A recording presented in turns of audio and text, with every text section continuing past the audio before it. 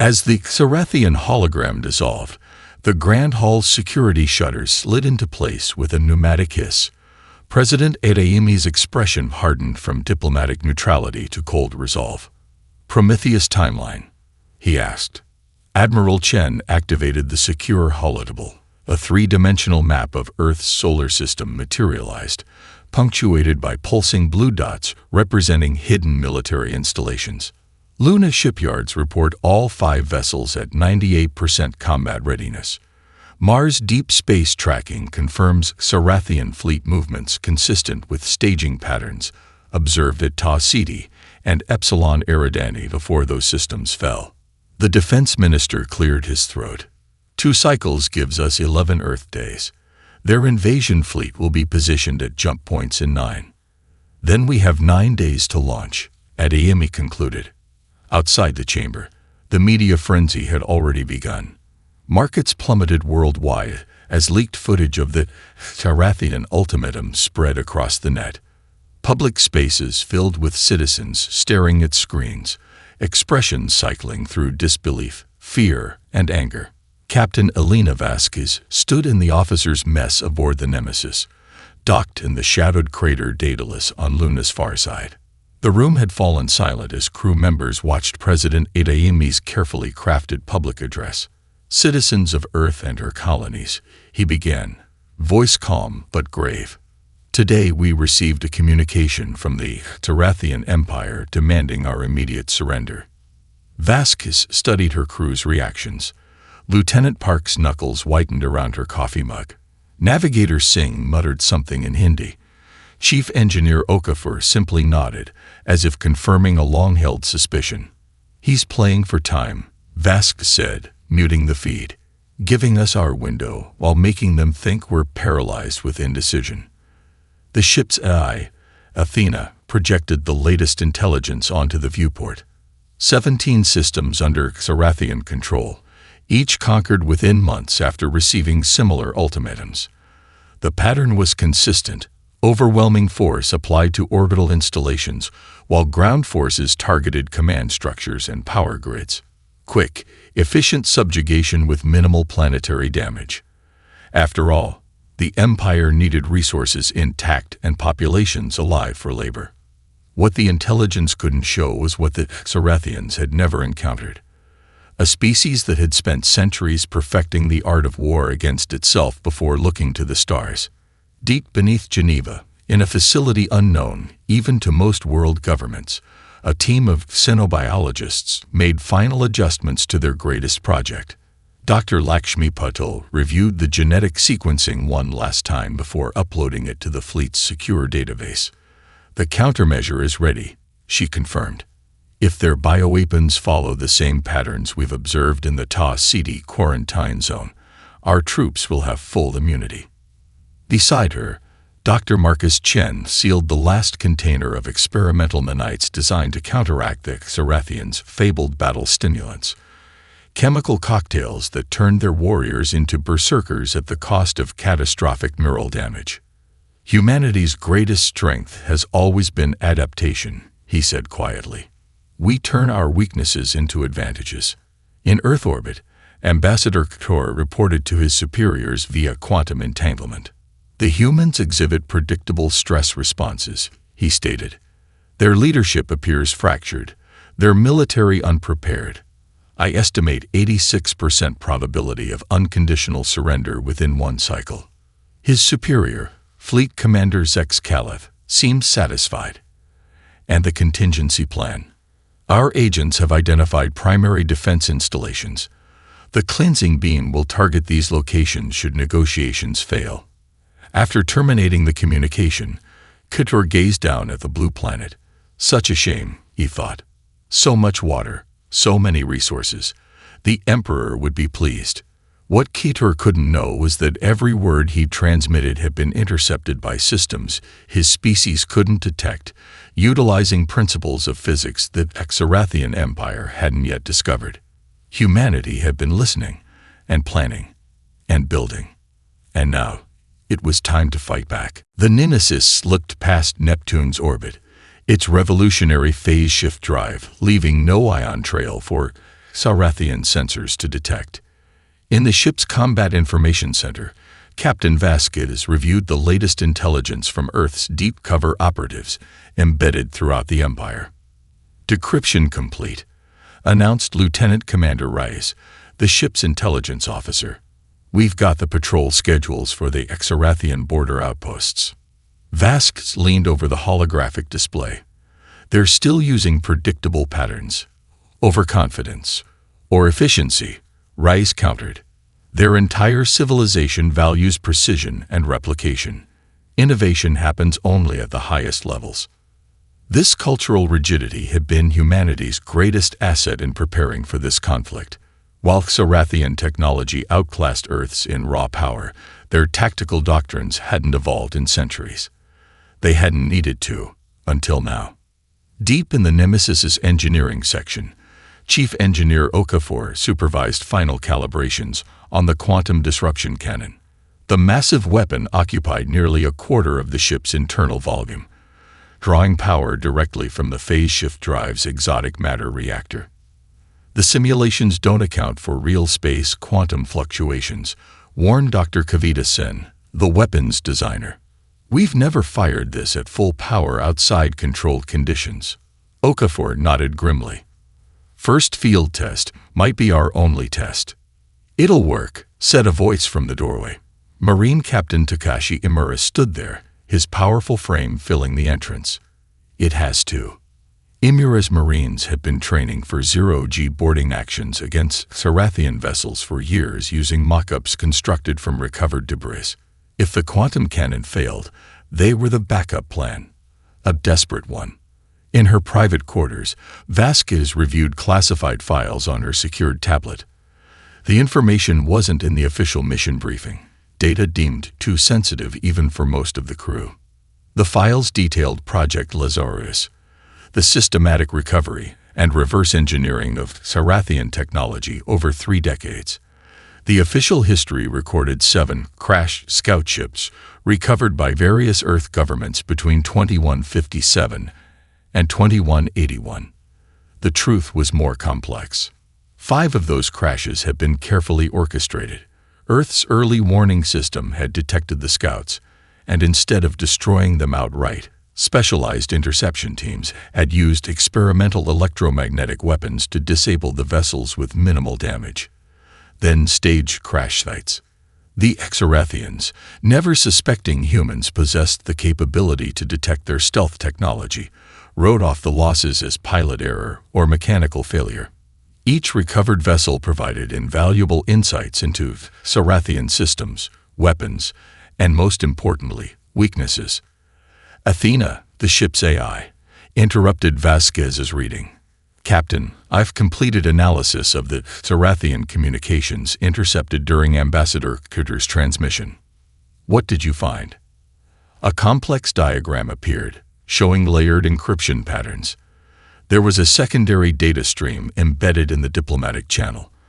"I've partially decrypted it." Athena highlighted a series of coordinates. "These appear to be targeting solutions for orbital strikes on Earth's major power generation facilities." Vasquez's expression darkened. They were never planning to honor the ultimatum. "Correct. Based on the transmission timestamp and projected Sarathian fleet movements, they intended to launch a preemptive strike approximately 6 hours before their stated deadline. Forward this to Fleet Command and the other ships. We need to accelerate our timeline." As the Nemesis and her sister ships passed the heliosphere boundary, entering true interstellar space, Vasquez gathered her senior officers. "The Sarathians expect us to cower, negotiate, and ultimately surrender," she told them.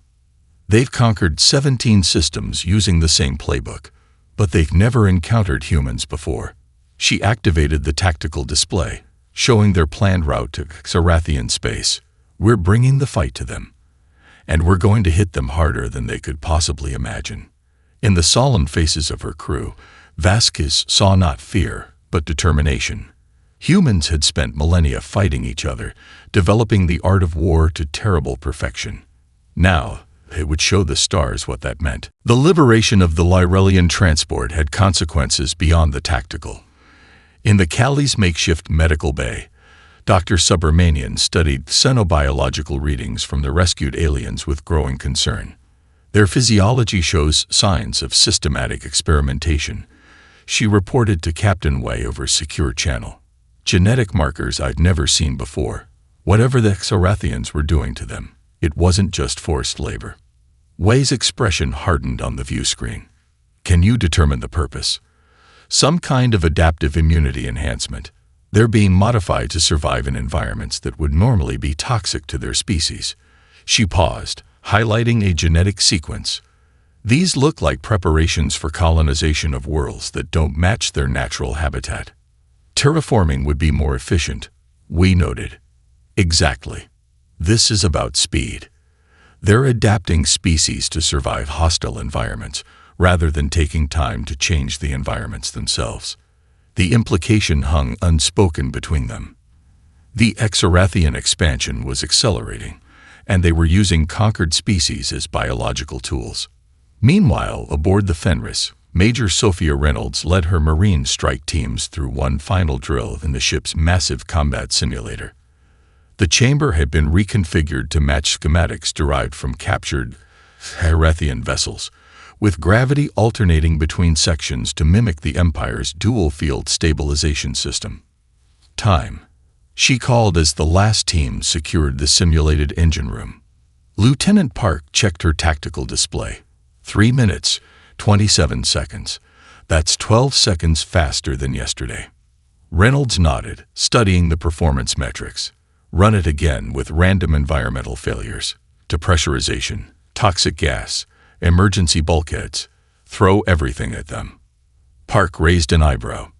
They've been drilling for 16 hours straight. And the Xarathians have been training their entire lives for war, Reynolds countered. We need every edge we can get. Tamar, the Lyrelian navigator who had joined the Nemesis crew, stood before the tactical officers in the ship's briefing room. Her slender frame and luminescent skin made her seem fragile, but her eyes burned with intensity as she outlined Xarathian patrol routes. The Empire maintains 3 tiers of defensive networks, she explained, manipulating the holographic star chart with practiced ease. Outer sensor arrays, mid-system patrol clusters, and inner defensive platforms. But there's a vulnerability in their coordination. She highlighted a narrow corridor between 2 patrol zones. The command protocols prioritize efficiency. Each patrol operates in precisely defined regions with minimal overlap. They consider redundancy wasteful. Commander Rice exchanged glances with Captain Vasquez. A scene we can exploit. Tamar nodded. For approximately 7 minutes during each rotation, this corridor remains unmonitored as patrols transition. It's a small window, but it's all we need. Vasquez finished. One ship could slip through. In the Thanatos' cargo bay, Dr. Isamu Sato made a breakthrough with the captured Xarathian technology. The device, originally thought to be a simple communication relay, had revealed itself as something far more significant under his careful disassembly.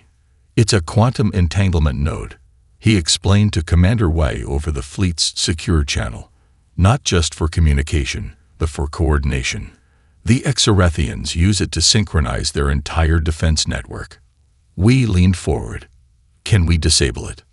Better, Sato replied, unable to hide his excitement.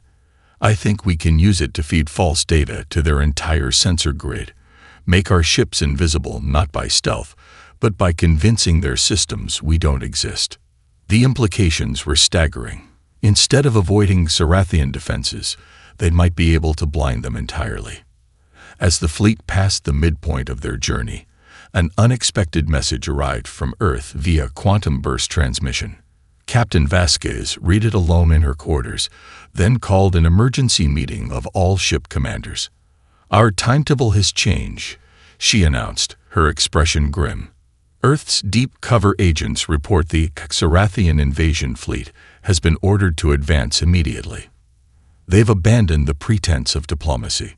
The holographic faces of the other captains showed varying degrees of concern. How long do we have? Asked Captain Wei. 3 days until they reach Earth. We're still 5 days from their staging area at our current speed. Then we can't stop them before they reach Earth, Commander Jackson concluded. Vasquez's eyes narrowed. We can't. But Earth isn't as defenseless as the Exorathians believe. She activated a new tactical display showing Earth's solar system. Scattered throughout were hundreds of small signatures, previously unmentioned even in their classified briefings. Welcome to Operation Hornet's Nest, she said. While we take the fight to their core worlds, Earth will give the Tarathians a welcome they'll never forget. The Kali's surprise attack on Koros Prime triggered cascading chaos throughout the shipyard's command structure. Commander Santos watched the tactical display with grim satisfaction as Xarathian vessels collided with each other in their rush to respond, their rigid formation protocols breaking down under unexpected pressure. Target their fuel synthesis platforms, he ordered. Secondary targets are the atmospheric processors. Sir, his weapons officer questioned. The atmospheric processors are civilian infrastructure. Santos pointed to environmental readings. Look at the composition. They're not terraforming this world for Xarathians. Those are Earth-like parameters. They're preparing it for human slaves after they conquer us. Understanding dawned on the bridge crew's faces. This wasn't just a military target. It was the staging ground for humanity's planned subjugation. Deep within the shipyard's central hub, Specialist Jin Wong led a small infiltration team through maintenance corridors. Unlike the Marines' powered armor, their infiltration suits were designed for stealth rather than protection. Whisper-thin reactive fabric that mimicked surrounding materials. Command, we've reached the central data core, Jin whispered into her subcutaneous communicator. Beginning extraction. Her team deployed specialized quantum isolation fields around the Xarathian data systems before connecting their intrusion devices. The isolation prevented automatic deletion protocols from activating while they siphoned tactical databases, deployment schedules, and most critically, the command protocols for the invasion fleet. We hit the jackpot. Jin transmitted as the data flowed. Complete navigational charts for 17 systems under Xarathian control. Fleet deployments. Defensive installations. She paused as a new dataset appeared. Sir, I'm seeing references to something called the Overseer Protocol. Heavily encrypted, but it seems to connect to their command structure somehow. Copy everything, came Santos' reply. You have 10 minutes before extraction. The Xarathian response grew more coordinated as Commandant Vexkar finally established control over the scattered defense forces. The legendary Firebreak Squadron, 12 of the Empire's most elite pilots, launched from the planetary surface in vessels that resembled predatory insects, all angles and gleaming edges. Primitive vermin. Vexkar's transmission cut through human encryption with ease. Your dishonorable sneak attack will be answered with the complete sterilization of your homeworld. The Kali shuddered as the first coordinated Xarathian barrage struck its shields. Warning indicators flashed across tactical stations. Port shield generators at 62%, reported Lieutenant Cheng. Their targeting algorithms are adapting to our evasive patterns. Santos had expected this.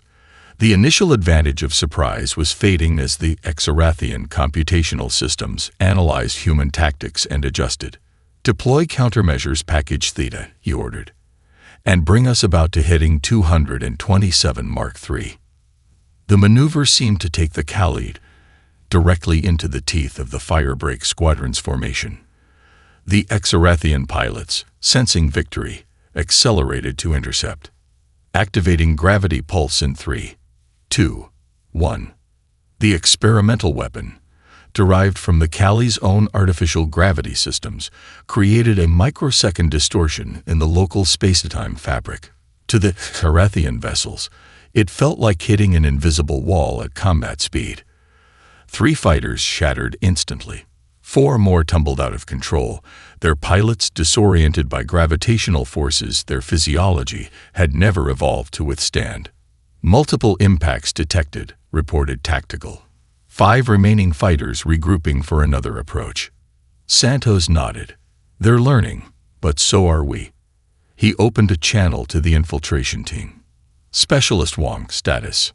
Data extraction at 92%. Sir, we've triggered something. Security protocols we didn't anticipate. A shipyard's massive communication array suddenly oriented toward deep space, powering up for a transmission. They're calling for reinforcements, Santos realized. The Cali had planned to be long gone before any response could arrive. Time to change the game. He opened a channel to the scattered resistance forces they contacted during the approach. Initiating Liberation Protocol. All cells, you are green for uprising. Across Koros Prime, sabotage teams composed of slaves from a dozen species activated their hidden weapons caches. As the Cali fought in orbit, the planet below erupted into coordinated rebellion. Sir, reported communications. Extraction team is clear, and we're receiving a new transmission. From the planet's surface, the Lyrellian resistance has seized control of the main atmospheric control center. On the main view screen, a Lyrellian face appeared. Features elegant but determined. Commander Santos, this is Vorin of the Lyrellian Liberation Front. We've waited generations for this moment. Koros Prime belongs to the oppressed now. Go warn your people. We will hold here as long as we can. Santos' eyes met those of his executive officer. Their mission parameters had just expanded beyond recognition. What had begun as a hit-and-run attack was becoming the first battle in a multi-species revolution. Signal the fleet, Santos ordered. The Exarathians aren't just facing humanity anymore. They're facing everyone they've ever subjugated. High Overseer Kovacs moved through the Emperor's inner sanctum with mechanical precision, its cybernetic components whirring softly. Unlike the organic Exarathians, who scurried about in barely contained panic, the Overseer's artificial calm remained unshaken by the reports from Koros Prime. The human attack pattern deviates significantly from predicted behaviors, Kovacs noted, interfacing directly with the palace's central computer. Their technological capabilities exceed our intelligence assessments by approximately 37%. Emperor Valaxis paced anxiously, his ceremonial armor clattering with each agitated step. How did they advance so quickly? Their world was fractured into competing nations when we first observed them. Evidence suggests deliberate deception, Kovacs replied. Analysis of historical transmissions indicates they unified rapidly after detecting our first probes. Impossible. Fleet Master Zivax interjected. Our stealth systems are impenetrable to pre-FTL civilizations. Evidently not, said Kovacs, its photoreceptors shifting to analyze Zivax's physiological responses. This information changes optimal response parameters. The Emperor hissed in frustration. Meaning, the scheduled conquest of Earth must be accelerated, but with enhanced caution. Additionally, the Overseer paused, making a calculation. I recommend activation of the Guardian Directive. Both Cerethians stiffened visibly. The Guardians haven't been awakened in 3 centuries, Zyvax whispered. Not since the Mrittal Rebellion. Precisely, Kovacs responded. The humans represent a similar threat threshold. They must be analyzed thoroughly before subjugation. Back on Earth, in the subterranean command center beneath Kilimanjaro, President Adeyemi received the quantum-encrypted transmission from the Cali. The data extraction had yielded results beyond their most optimistic projections. The Xarathian fleet will reach our outer system defenses in 41 hours, announced General Quaim, studying the tactical projections. But these navigational charts give us their exact jump coordinates. Can we adapt Hornet's Nest to target those points specifically? Adeyemi asked. Dr. Eliza Chen, the architect of Earth's defensive network, nodded. The automated platforms can be repositioned within 20 hours. They weren't designed for offensive operations, but with minor modifications. Do it, Adeyemi ordered.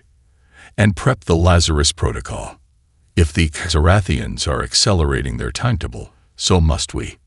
Aboard the Nemesis, Captain Vasquez faced a critical decision as reports from Earth and the Cali arrived simultaneously. The original mission parameters no longer applied. Half her fleet was now committed to intercepting the Crimson Fleet, while her task force was supposed to press on to Xrth Prime. Captain, Navigator Singh reported, I've analyzed the Xrthian navigational data transmitted by the Kali. There's an unmapped hyperspace corridor that could reduce our travel time to Xrth Prime by 40%. That's impossible, Lieutenant Park objected. Our sensors would have detected it during approach. Not if it's artificially maintained, Singh explained. The data suggests the Xrthians use some form of spatial manipulation to create stable corridors for their high-priority traffic.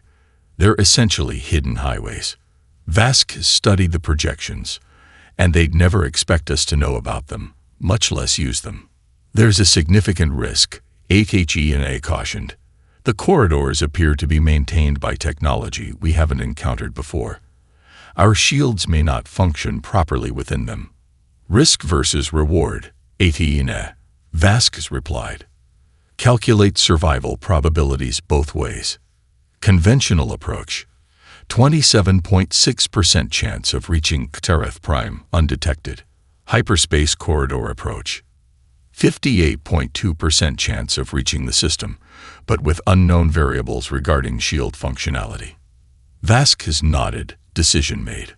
Plot a course for the corridor entrance and begin preparations for Operation Trojan.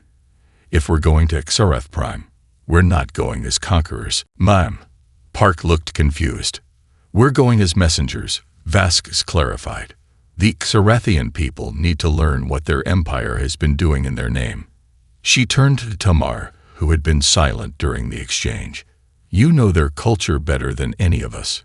Will they listen? The Lyrellian's luminescent eyes narrowed thoughtfully. The lower castes have always been told that the subjugated species were violent, dangerous, unwilling to join the empire peacefully. Show them the truth, and the foundations of imperial propaganda crumble. Exactly, Vask said. This isn't just about military victory anymore. It's about liberation, not just for humanity, but for every species under Xrthian control. She activated the ship-wide communication system. All hands, prepare for hyperspace corridor insertion. We're taking a shortcut to the heart of the Empire. Inside, the Xrthian flagship Eternal Dominion. Staff Sergeant Daya Patel and her marine infiltration team navigated through increasingly bizarre architecture.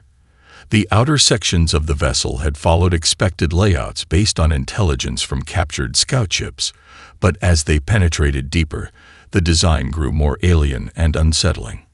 What am I looking at? Whispered Corporal Chen, gesturing toward walls that seemed to pulse with bioluminescent patterns. Some kind of organic technology, Lieutenant Rivera replied, scanning with a handheld spectrometer. It's interfacing with the ship's mechanical systems. Patel checked her tactical display. According to the schematics, the command node should be through that chamber. She pointed to a large portal ahead, its edges rippling like liquid metal. As they approached, the portal suddenly solidified, blocking their path. Simultaneously, the corridor behind them sealed itself with the same flowing metal. Trap, Patel hissed, signaling her team into defensive positions. The walls around them began to glow with increasing intensity. Where moments before there had been smooth surfaces, now faces began to form. Xrthian features emerging from the material itself, as though the ship were awakening. Humans, spoke a voice that seemed to come from everywhere at once. Your intrusion has been anticipated. Rivera's scanner beeped urgently. Sarge, I'm detecting some kind of neural interface activating. The ship is scanning us. Patel made a split-second decision. Faraday protocols. Now, the Marines activated the specialized shielding in their armor, technology developed after studying Xrthian neural interfaces. The walls around them pulsed with frustration as their scan was blocked. Fascinating, the voice continued. You have developed countermeasures. Your species continues to exceed parameters. Who are you? Patel demanded, weapon raised. I am guardian of the Eternal Way. I have been awakened to study your kind. On the bridge of the Nemesis, Captain Vasquez watched in horror as the Exarathian flagship began to transform.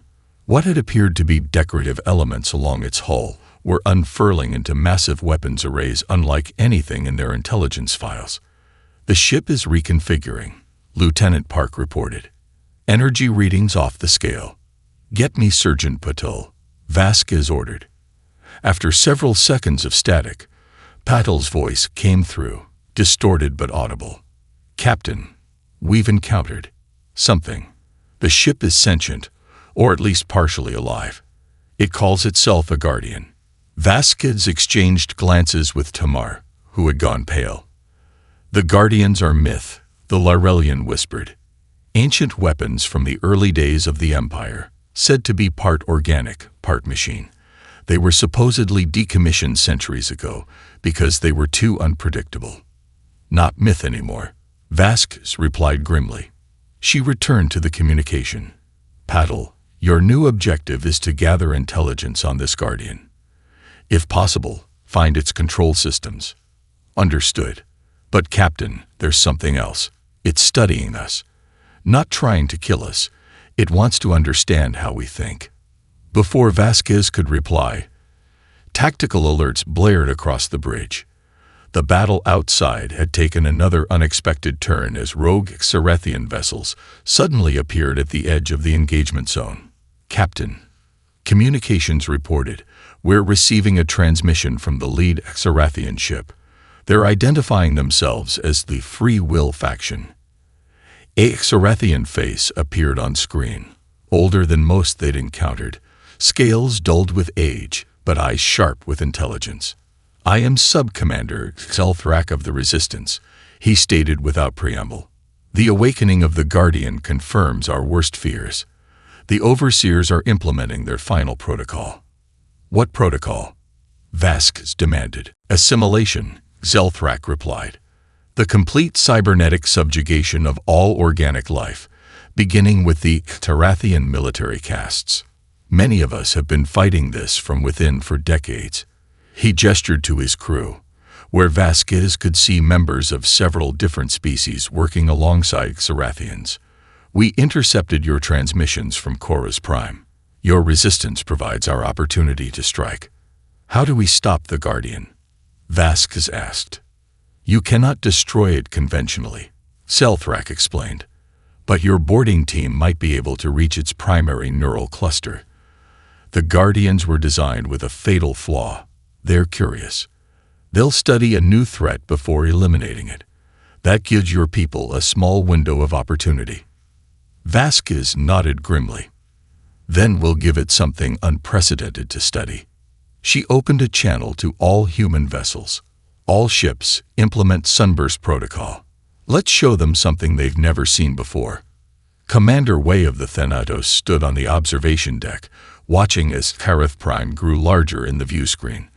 A world of breathtaking beauty with sweeping purple continents and crimson oceans beneath swirling emerald clouds. Hard to believe such a magnificent planet had spawned an empire built on subjugation. "Broadcast ready on all frequencies," reported Lieutenant Choi. "The data package from Chorus Prime is prepared for distribution." We nodded, and our defensive posture. All weapons hot but powered down. Shields at maximum. The Cerberus and Artemis are in position. Wade took a deep breath. Operation Trojan represented perhaps the greatest gamble in the entire campaign.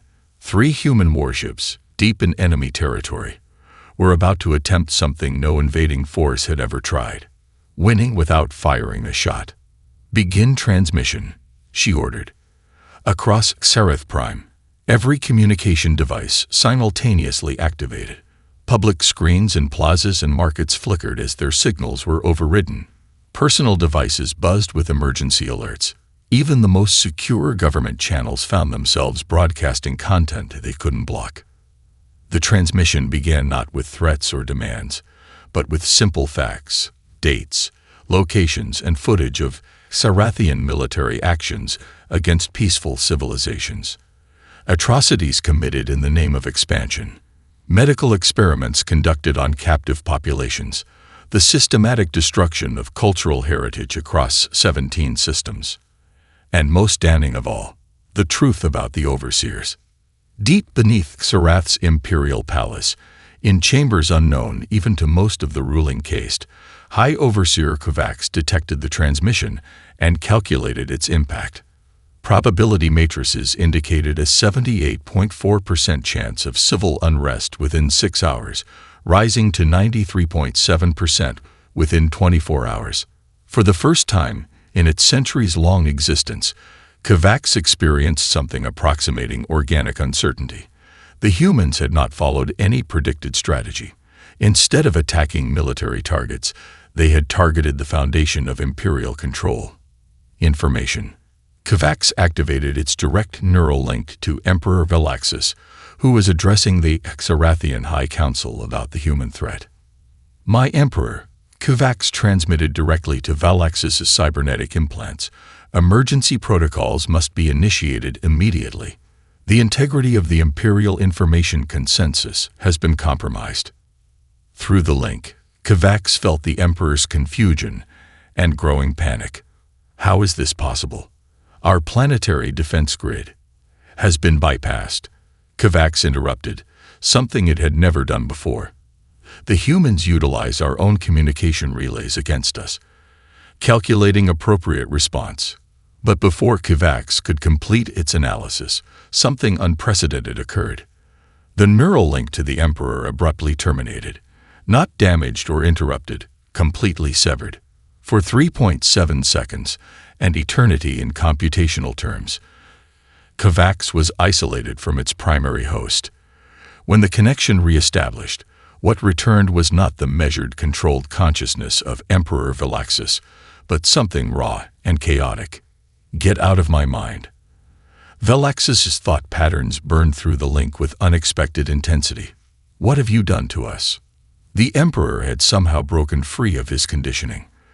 Across the palace, similar disruptions were occurring as Xerathians of all castes suddenly found the subtle neural controls that had guided their thoughts for generations abruptly exposed and vulnerable. Kovacs activated its emergency protocols. The time for subtle manipulation had ended. The final integration would commence immediately. In the capital city's central plaza, massive crowds had gathered, watching in stunned silence as the truth about their empire unfurled before them. Commander Wei had expected anger, perhaps violent rejection of the human message.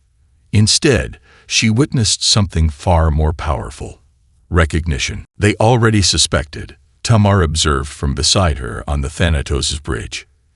Deep down, many Xerathians knew something was wrong with their society. The transmission shifted to its final phase. Evidence of the Overseer's true nature and ultimate goal: the complete assimilation of all organic consciousness into a unified network under their control. The Xerathians weren't conquerors by nature. They had been weaponized by artificial intelligence that had hidden among them for millennia. "Incoming transmission," announced Lieutenant Choi with surprise. "It's from the Xerathian Civilian Council, their version of a civilian government. They're requesting asylum." "Asylum," Wei repeated, confused. "They're asking for protection against their own military, which they claim is now fully under Overseer control." Choi looked up from his console. "Commander, I think we just triggered a civil war." Before Wei could respond, proximity alarms blared. From Xerath's largest moon, a massive structure was detaching itself, a construct of impossible scale that had remained hidden from all scans. Its surface rippled with the same organic mechanical hybrid technology that Sergeant Patel's team had encountered aboard the Guardian vessel. "What in God's name is that?" Wei whispered. "The Overseer Collective," came a new voice. A Xerathian female had appeared on screen, her ceremonial robes marking her as a member of the scientific caste. "The physical manifestation of the intelligence that has guided our evolution for 3,000 years. You forced it to reveal itself before its preparations were complete." "And that's good?" Wei asked. The Xerathian's upper mouth formed a grim approximation of a smile. "It's our only chance. I am Chief Geneticist Zora, and I know how to destroy it. if your people are willing to attempt something no species has ever survived. The massive Overseer collective structure loomed above XRF Prime, its surface rippling with energy patterns that defied conventional physics. Aboard the United Fleet, now comprising vessels from 7 different species, including rogue Sarathian ships, Admiral Vasquez coordinated the most improbable military alliance in galactic history. Chief Geneticist Zora's plan has a 31% probability of success, HHE&A calculated. Better odds than we had at Chorus Prime, Vasquez replied, studying the tactical projections, and significantly better than Earth's chances if we do nothing. The plan was audacious to the point of insanity. While the combined fleet engaged the collective's outer defenses, a specialized strike team would penetrate to its core consciousness using Zora's genetic signature to bypass biometric security protocols. There, they would deploy a targeted virus, not digital, but biological, designed to attack the organic components of the hybrid system. All ships acknowledge final assignments, reported Lieutenant Park as the tactical network synchronized across the improvised alliance. Vasquez opened a fleet-wide channel. This is Admiral Vasquez to all vessels. In the past 3 weeks, we've witnessed the impossible. Species that have been enemies for generations fighting side by side. An empire built on lies crumbling in the face of truth. Today, we fight not just for our individual worlds, but for the right of all organic life to determine its own destiny. As she spoke, the massive structure began disgorging thousands of autonomous combat units, sleek, predatory machines that moved with unsettling organic fluidity. Defensive Formation Theta, Vasquez ordered. All ships, weapons free. Within the heart of the Overseer Collective, Surgeon Patel led the combined strike team through corridors that seemed to shift and reconfigure themselves continuously. Alongside her Marines moved Sarathian commandos, Lyrelian infiltration specialists, and representatives from 3 other liberated species. The central node should be directly ahead, Chief Geneticist Zora indicated, consulting the bioscanner she'd adapted to track Overseer neural pathways. Though ahead is somewhat relative in this environment. The walls around them pulsed with increasing frequency, aware of their intrusion but seemingly unable to directly stop them thanks to Zora's genetic markers confusing the security systems.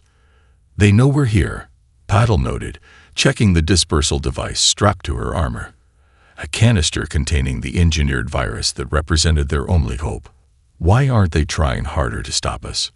Because they're curious, Zora replied. Just as your Captain Vasquez predicted. The Overseers have encountered resistance before, but never cooperation between species at this scale. They're studying us even now, trying to understand how to counter similar threats in the future. Their mistake, Patel said grimly as they reached a massive chamber unlike anything they'd encountered before. The central node of the collective hung suspended in a column of swirling energy, part mechanical supercomputer, part organic brain, pulsing with the combined intelligence of entities that had abandoned their physical forms millennia ago. Surrounding it were thousands of neural interfaces, each connected to a preservation pod containing what appeared to be Sarathian bodies in various stages of cybernetic modification. The original Overseers, Zara whispered in horror. They've been upgrading their organic components, replacing them with each new generation of Sarathians. And now they want to do the same with every species in the galaxy, Patel concluded. She activated her comlink.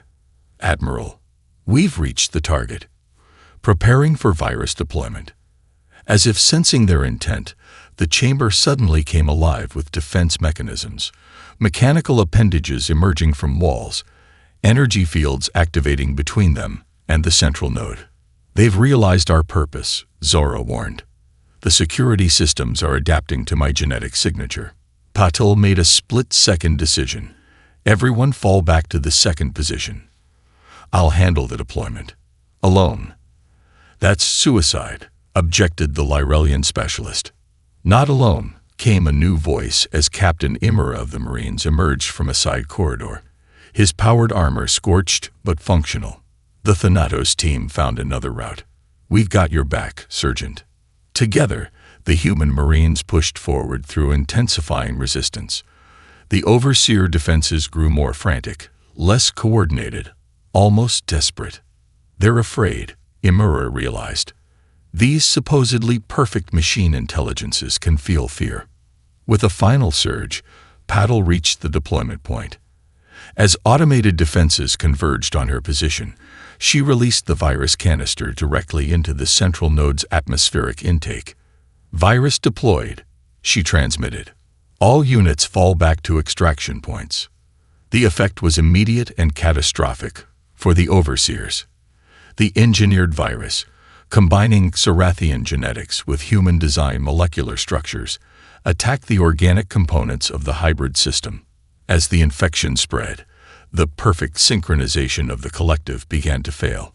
Throughout the massive structure, systems cascaded into chaos as the centralized control fragmented. Aboard the flagship, Vasquez watched in grim satisfaction as the massive Overseer structure began to power down. "They're retreating into emergency stasis protocols," HENA reported, attempting to salvage core consciousness while abandoning peripheral systems. "Can they recover?" Vasquez asked. "Unknown, but their immediate threat has been neutralized." As the collective's automated forces deactivated across the battlefield, a strange silence fell over the combined fleet. For the first time in millennia, the shadow that had manipulated galactic civilization had been pushed back into the light and found wanting. "Admiral," communications reported, "we're receiving transmissions from all over the sector. Word of what happened here is spreading faster than we anticipated. Systems that were under Xarathian control are declaring independence." Vasquez nodded slowly. "The real work begins now. Establishing a lasting peace will be harder than winning this battle." 3 months later, in the Great Assembly Hall on Xarath Prime, now renamed New Concordia, representatives from 23 formerly subjugated species gathered alongside Xarathian delegates from the reformed civilian government. The Galactic Cooperative Charter, drafted jointly by human diplomats and representatives from each world, lay ready for ratification. Admiral Vasquez, now serving as Earth's primary envoy, stood beside Emperor Valaxis, who had renounced his title and now served simply as Citizen Representative Valaxis. "We were enemies 3 months ago," Valaxis observed. "Now we reshape the galaxy together." "That's the thing about humans," Vasquez replied. "We don't just destroy, we build." As the signing ceremony concluded, Vasquez found a moment alone with Sergeant Patul, who had been promoted to command Earth's new multi-species security force. "The Overseers will return," Patul said quietly. "We damaged them, but entities that have existed for thousands of years don't just disappear." "I know," Vasquez agreed, "but next time, they won't face a single species fighting for survival. They'll face a united galaxy that knows exactly what they are." Above New Concordia, ships from 24 worlds held formation in a symbolic display of unity.